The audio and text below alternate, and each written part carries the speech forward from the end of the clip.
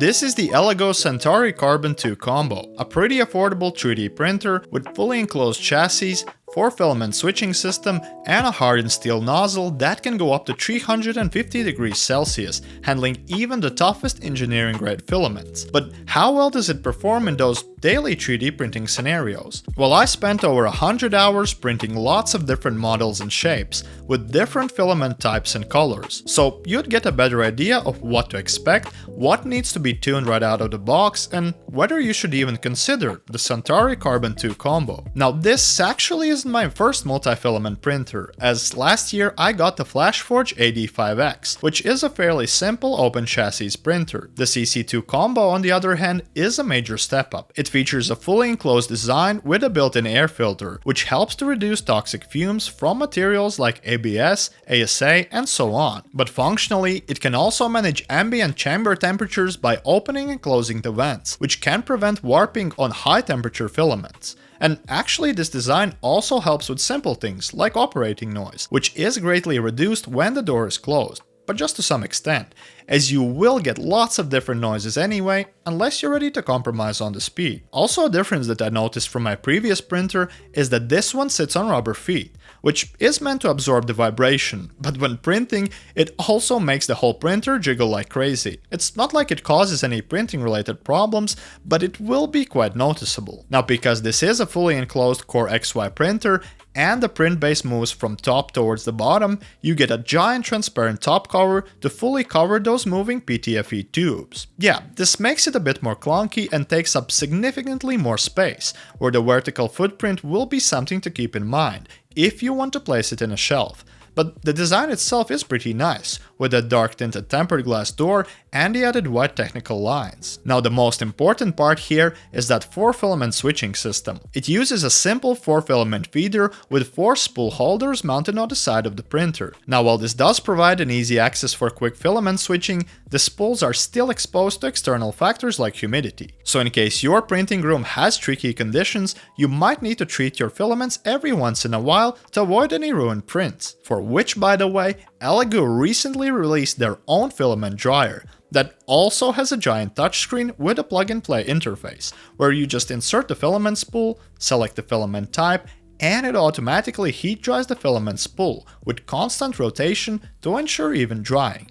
And it also supports direct feeding to the printer. Now back to the feeder. This one also comes with a new RFID filament recognition system, where you simply scan the filament spool, choose the slot you want to load it onto, and it applies the filament settings automatically, so you don't have to. The idea itself isn't quite new, as it has been around with other manufacturers for quite some time, but these solutions are often proprietary, locking you down to only first-party filaments, whereas Elegoo has made their system open source, allowing manufacturers to adapt it with their filaments, as well as allowing users to create and program their own tags, which is quite useful, as Elegoo's own filaments only have this on select newer filament spools, with a lot of the older stock remaining untagged. But regardless, the manual configuration only requires a few taps on the screen anyway, where I often didn't even check if my filament was RFID enabled. Inside the chamber, you have a dual-sided magnetic build plate with a solid printing area of 256 by 256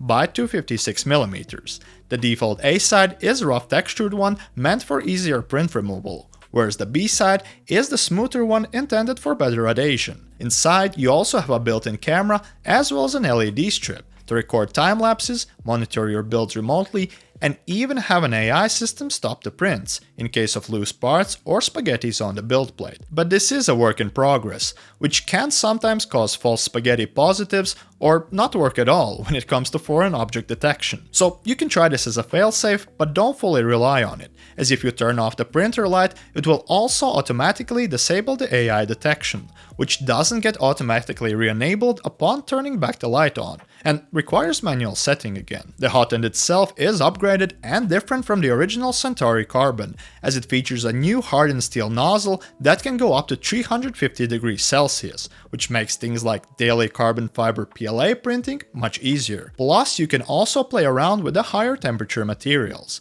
where the closed chamber with built-in temperature regulation will help the most. But when printing something like PLA, it can also introduce some heat creep, which I actually noticed right away on my first benchies. Some parts had excessive melting or stringing present, which was a bit of surprise, as usually after initial calibration and leveling, you would expect the prints to be almost perfect, especially when using Elegoo's own first-party filaments and their pre-configured profiles. But then there's also pure physics, where too much trapped heat can affect the way PLA specifically behaves, and I actually noticed that auxiliary side fan was turned off by default when printing. So I made slight adjustments to Elegoo's PLA profile in the slicer for auxiliary fan to spin at constant 70%.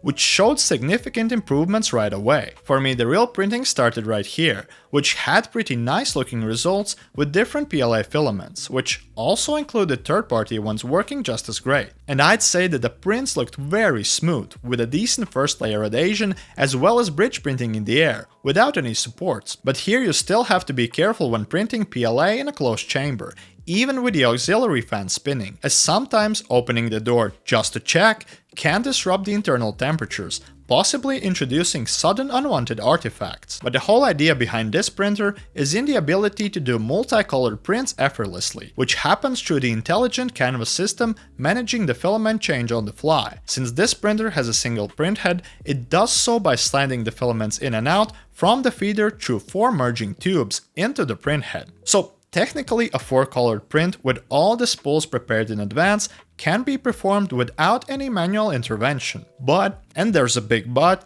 the printing times will increase significantly, as for each layer that has at least 2 colors, the filament will have to be changed at least once. And while the changing time itself isn't too long, usually taking around 1.5 to 2 minutes, this eventually adds up for every multicolored layer needing this change. And it also generates a lot of waste, as during every change the filament is cut and trashed through the back. So sometimes a small figurine with many colors can end up generating more waste than the actual filament used for the printing itself. And call me weird, but I still don't understand why multi-filament printers nowadays don't come with a waste box. Like, yeah, there are different usage scenarios with different collection methods, but adding a waste box as an extra wouldn't really hurt or cost too much.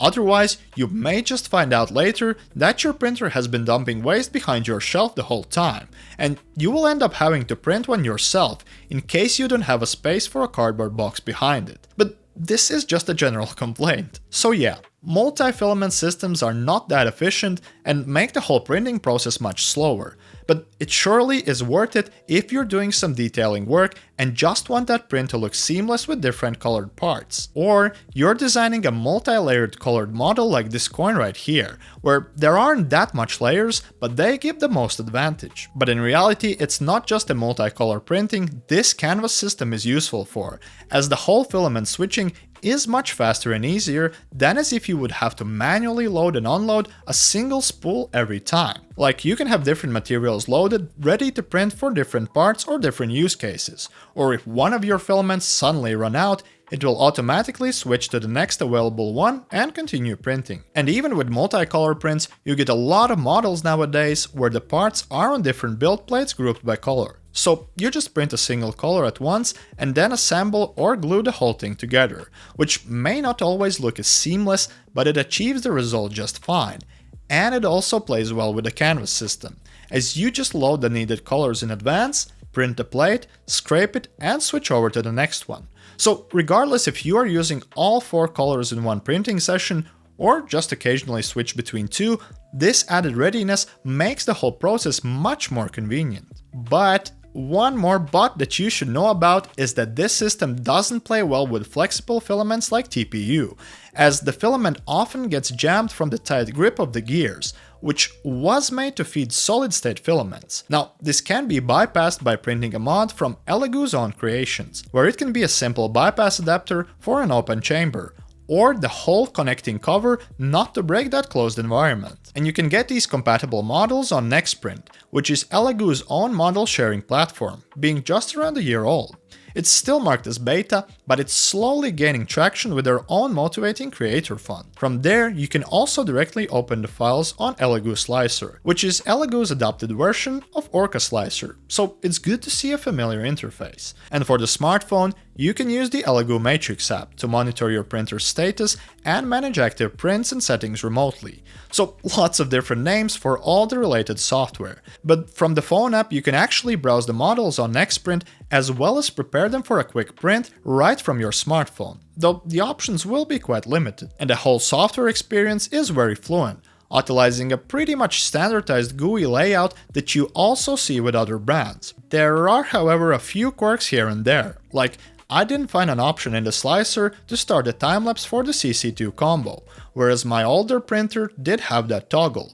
So here instead, I would have to cancel the print, then restart it from the printer itself with timelapse checkbox enabled. And to actually download the recorded videos, they must be manually selected and exported from the printer with a USB drive, which is definitely not convenient. Otherwise, my printing experience has been overwhelmingly positive. While it didn't bring a shocking difference in print quality compared to my previous printer, it surely added many useful things that I wanted in a 3D printer. Its closed chamber design gives it a better sound isolation, prevents the dust from accumulating, and it makes printing more fume-friendly when working with stronger materials. There's a giant capacitive touchscreen for easy navigation, and it comes with a precise calibration/leveling tech, plus an HD camera with a LED strip comes as a standard without any mods, which should be treated as a baseline now. Now, while this printer doesn't bring any new groundbreaking tech to the table, and maybe a closed top-loaded filament system would have been a better solution, it surely takes that existing tech and makes it more affordable. So is the Centauri Carbon 2 combo worth your money? Well, this printer is already more than a half-year old, which means that it has also aged well price-wise. Right now, you can get it for just under 400 euros on sale with a whole filament bundle added as extra, which makes this a very nice deal. I hope that this video gave you some useful insights and potentially helped you decide on your next 3D printer. Don't forget to subscribe and turn on notifications. Stay armored with tech and see you in the next video.